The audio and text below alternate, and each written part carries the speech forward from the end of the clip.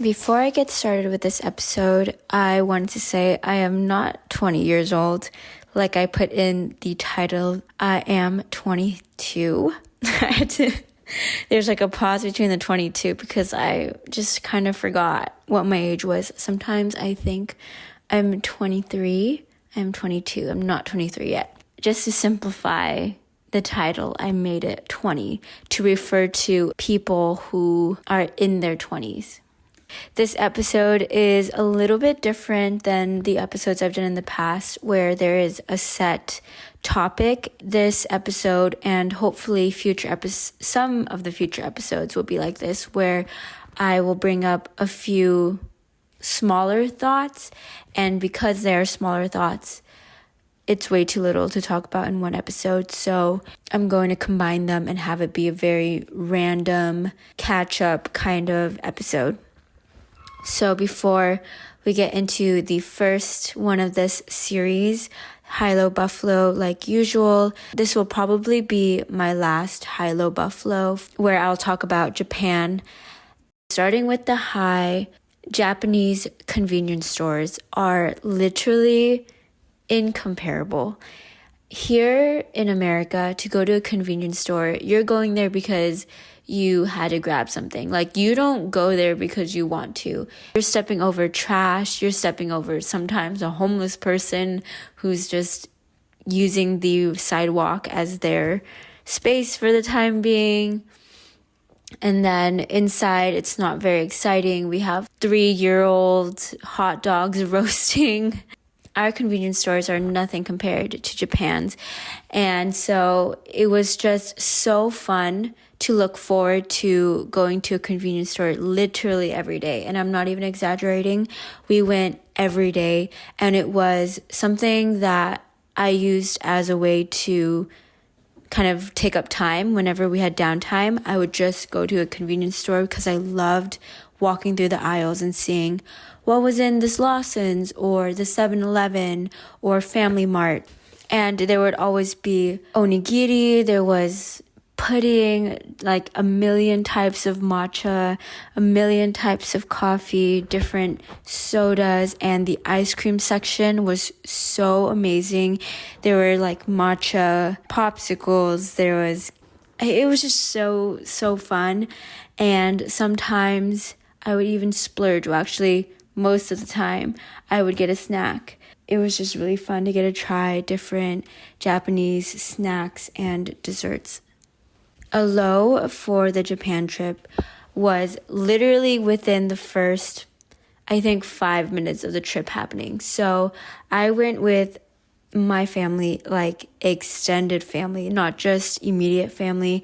And so I hung out and spent a lot of time with aunts that I don't usually spend time with. And I don't know what it is about Asian aunts. I think this is like a criteria that you have to meet in order to be an Asian aunt, but they just really love commenting about your weight for some reason. And without fail, every time I see an aunt, I will hear a comment about my weight. And this time, to start off the first 5 minutes of this trip, my aunt decided to say, "Oh my gosh, you gained so much weight." And I was like, "A lot?" And I should not have egged it on. I should have just let her say it. And that day, I think I was just, a little bit more insecure than I usually am. So I pushed it. And she was like, "Yeah, a lot. You're heavier and you're not as skinny as your mom." And I was like, "Well, thanks." And as much as I want to be F you, that's BS, like who cares? Like, I don't care about what people think and say about me. I am just lying if I do say that, because it was on my mind. I was thinking about it a ton, and it annoyed the crap out of me. She wasn't wrong, but the fact that she called it out pissed me off. Hate that. Don't do it. I've talked about it so many times in so many episodes. This is common sense. Please, why would you even make a comment like that? My buffalo is just such a weird buffalo. I hope the person that I'm talking about isn't listening to this, but I'm pretty sure he doesn't.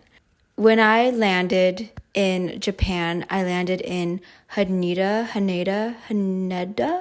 Airport. One of those has to be right. And I saw somebody who looked super similar to a guy that I matched with on Hinge. And I really wasn't sure if it was him, but I told my brother, and I was like, this guy that's here looks exactly like a person that I matched with. But that would be insane. That'd be crazy because we're both in Japan at the exact same time, in the exact same spot. It would be crazy. I looked up his Instagram just to check, and I showed my brother, and I was like, I think that's him. And then he was like, let's check. So he called his name out, but in a different direction. And the guy turned around. And I was like, shit, that's him. And okay, so here's the thing. Because it happened in a place and a time that was just so, there's no way. It could be a coincidence. I don't really know, right? I don't know if it's fate or coincidence. No one ever knows. But it's just too weird. And because it was, I decided to DM him. And I DM'd him, and we talked for a few days. It was just us just talking about our trip and how long we're staying, those little details. It was a lot of small talk. It really wasn't anything. And it was kind of crazy because we found out that we're also staying the same amount of time, so 2 weeks. And we were going to the same places, which is insane. We were going from Tokyo to Kyoto to Osaka, back to Tokyo. How often does it happen where you match with somebody, you're from the same city? I flew from California, but he flew from New York, and we ended up in the exact same country at the exact same time in the exact same space. And it just happened to be that I noticed him. And the weird thing is that the last time I talked to him was many, many months ago. So I haven't thought about him he's never been on my mind since. And so when I saw him, I just happened to notice his face and just think that's so weird. His face is super familiar for some reason. I also, something that I didn't mention to him, and not a lot of people know about this. Actually, I didn't tell anybody about this except the person who was there, which was Mikey, because it really wasn't a big deal to me. But I also ran into him in Washington Square Park in New York. I didn't talk to him, but I saw him there again. And I confirmed that it was him because Mikey looked at his profile and then looked at him and was like, yeah, that's him for sure. And so that was the first time that I accidentally ran into him. And I didn't say anything to him, didn't tell anybody, because I genuinely thought it wasn't a big deal, because this happens. It is bound to happen. If you're from the same exact city, you will run into the same exact people. But then in this case, this was just a whole other thing. And this was the second time that it happened.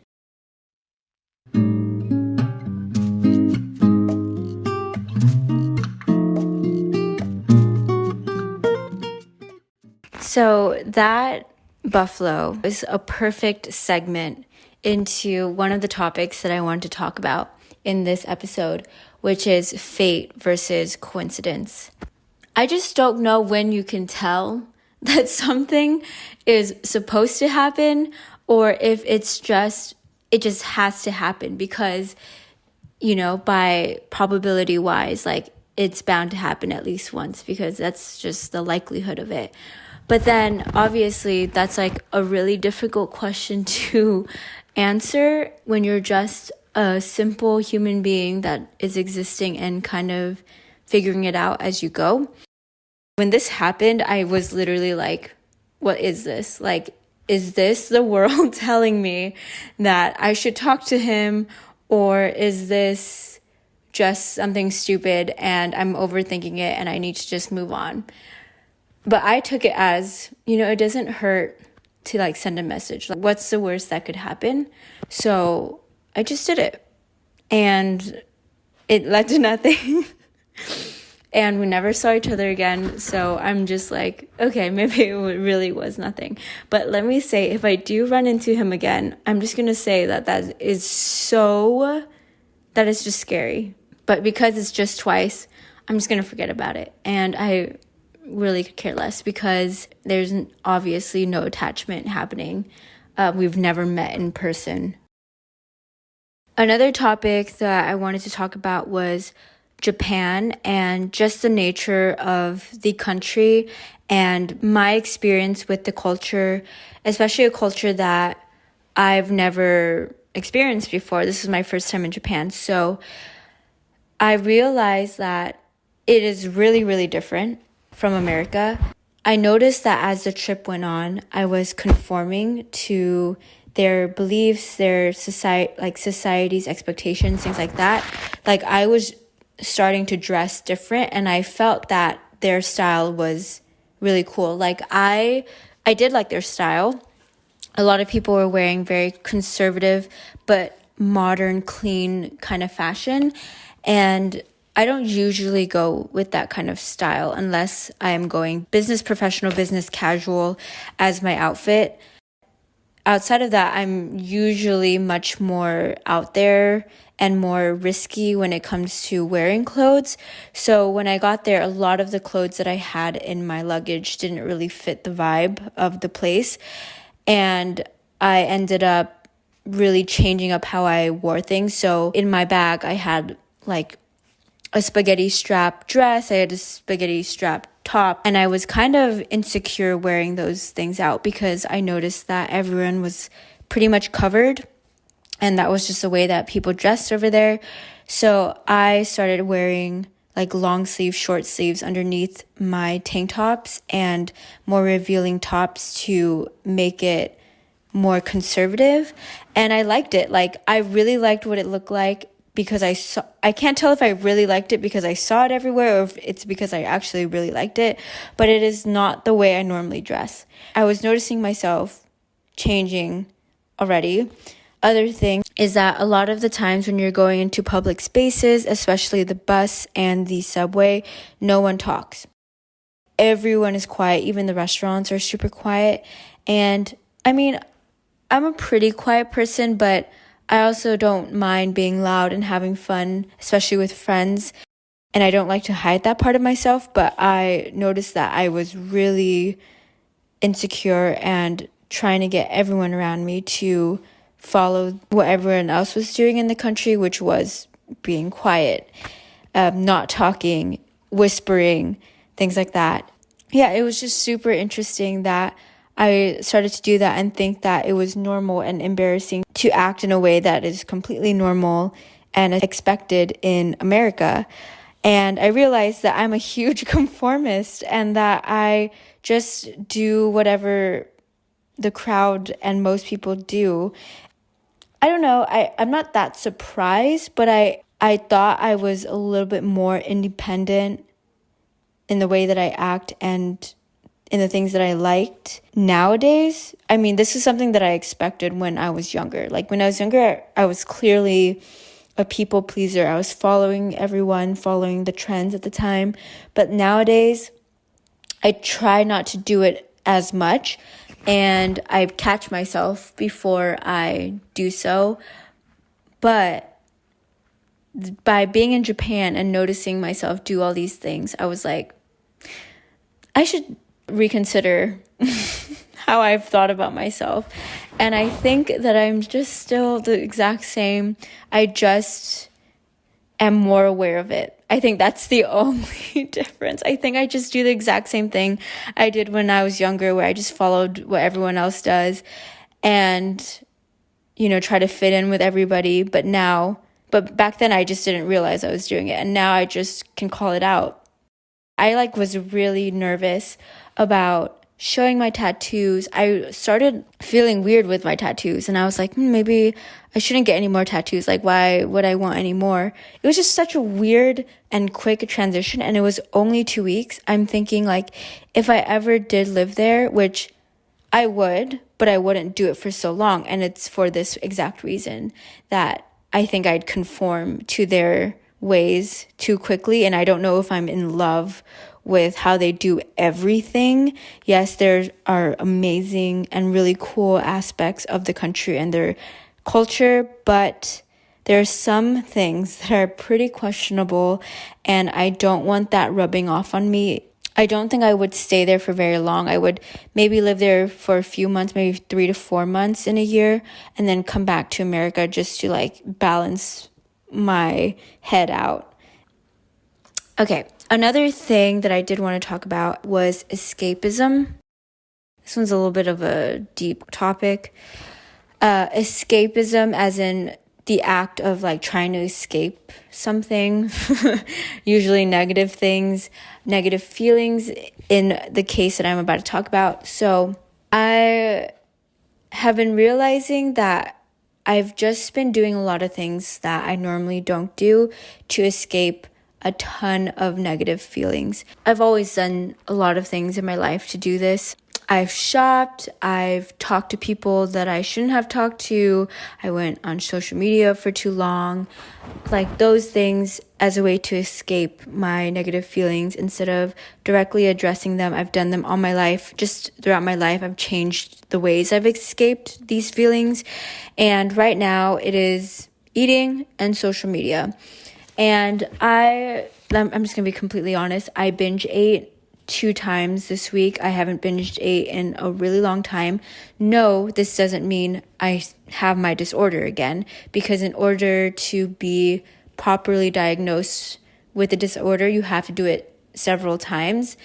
And I've only done it twice. It's just like this weird, like a weird bump in this year, where I just kind of came back for a second, which I hope it's just for a second. We'll see tomorrow. Got back from Japan, had one day take a break and to kind of get used to the time zone difference. And then I went straight into work the day after that. And I only worked Thursday and Friday. And let me tell you, getting through those Thursdays and Fridays, I thought was going to be fine. And I thought it was fine. Like during Thursday and Friday, I was like, this is fine. But then when I got off of work and I could eat and relax, I realized it actually wasn't fine. Because Thursday, and I mentioned this in my last episode, I stopped working at like 7 p.m. And then I did eat in an insane amount after I got off. Like, I didn't talk to anybody, or I didn't address it within myself, how bad it was coming back into the workday. I didn't anticipate the workday. I didn't even think about it until I started, because I was like, you know what, I'm on vacation and I'm not going to do anything, not think about anything that relates to work until I start at 9 o'clock or 6 a.m. my time. And so that is exactly what I did. And during the day, I was like, I'm back. Like, I'm just going to get used to like what I missed. I'm just going to, talk to everyone. I put a smile on my face. I didn't make any complaints. I was like, you know what, I'm back. It's been 2.5 weeks of me vacationing and not thinking about work. And like, I don't really have an excuse. And so I didn't let myself feel anything negative about work. And then the next day, Friday, I obviously worked a few more hours past the 8-hour mark. I think I worked like 10 or 11 that day. And then I binge ate again. That one was a pretty bad one. It was pretty hard to stop myself. And that's when I realized I feel so shitty. Work is terrible, and it's only been 2 days, and I feel horrible, and I could not cover it up. So instead of letting out my feelings by like talking about it or writing it down, it came out through the way I ate. And just like going through that again and like sitting there and being like, this is really bad.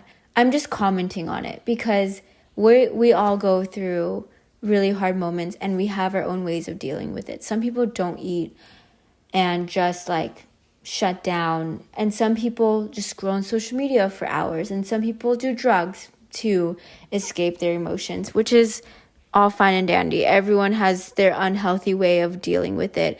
Yes, some things are much more unhealthier than others, but it's at the end of the day, it is all escapism. Sometimes I just find it really difficult to face it because the act of facing the negative emotion itself is sometimes infinitely more work than just escaping it. Some days you just don't have the energy to do that. And sometimes it's bad every freaking day. So if it's bad every freaking day, how are you going to have the energy to deal with what's bad every day in a really healthy way? The next topic that I want to talk about is not as deep, but it does kind of relate to the low that I brought up in my High Low Buffalo, and it's about how we stereotype and have very generalized expectations based on age. I feel like a lot of people talk about race for discrimination, but there's also discrimination and stereotyping with age. It's less clear, but something that I did notice is the difference between how we look at old people and then teenagers. So specifically old people, I feel like I am super duper guilty of this, where I'll look at old people and I'll be like, so cute. If you really think about it, they're exactly like us at one point, and then they have more years on us, and so they have more experience, more knowledge. They were once doing all the things that we do nowadays and more, and are way wiser than us at their older age, assumingly so. See, that's another stereotype. But like, I still think of them as like cute, like, oh my gosh, like they're so innocent. But no, they could totally be savages. And they, like, I don't understand why I'm like so quick to dismiss anything bad that they're doing.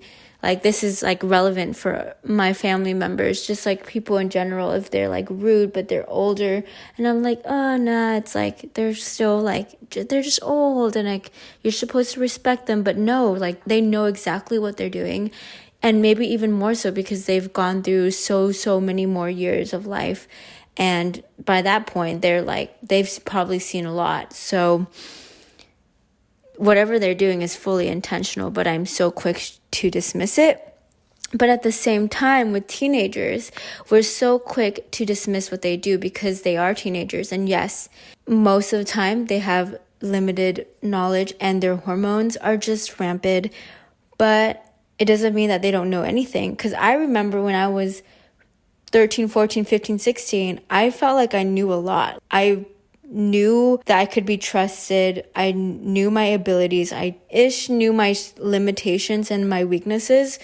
And still, a lot of people like treated me like I couldn't do anything. But let me just say that I don't feel that much different from my teenage self. Just a thought. And then when I put myself in the position of what I'll be like in my old age, like in a couple more decades, it's just weird to think of myself as being like so cute, like, oh my God, like, no, I probably will just be cynical even more than I am, most likely. I don't know, maybe something amazing and good happens later.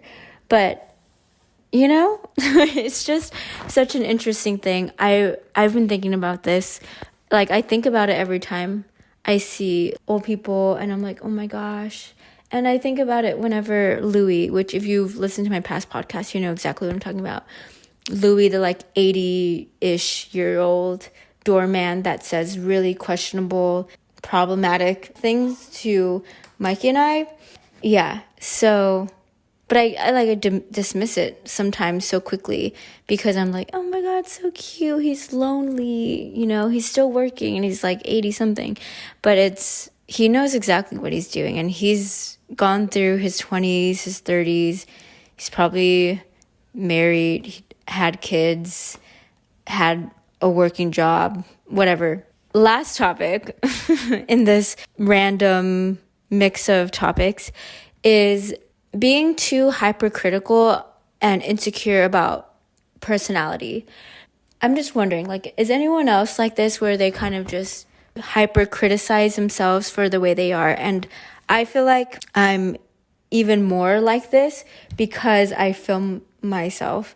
And so I'll watch back my videos and be like, when I'm filming my friends, I don't think it's weird what they're doing. And even though they're like, oh my God, so cringy, I'm like, no, like that's super normal. And like, honestly, it's not cringy at all. And then I'll watch back the footage with myself in it, reacting kind of differently than my friends are.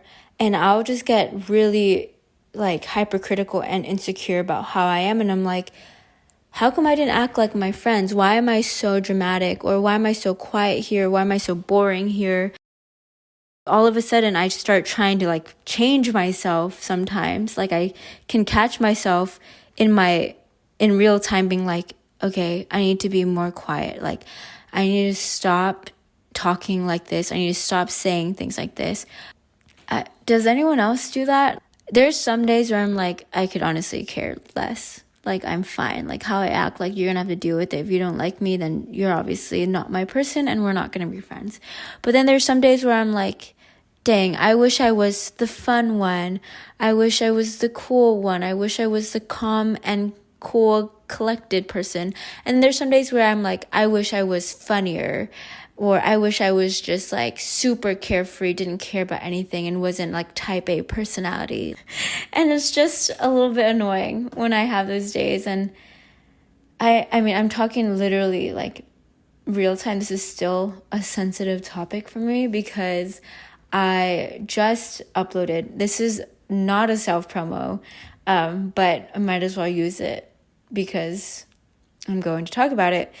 I just posted a part 2 vlog on my camping trip and I was watching it back. I was editing it all night, slept at 6 a.m, just to get it out by today, 8 a.m. And I was just, I don't know.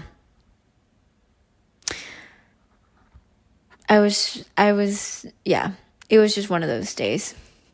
But anyways, thanks for listening to this long ramble of random topics. Hopefully this type of episode is kind of interesting. And if not, listen to the other ones because they're not going to all be like this. And yeah, have a good rest of your week and bye.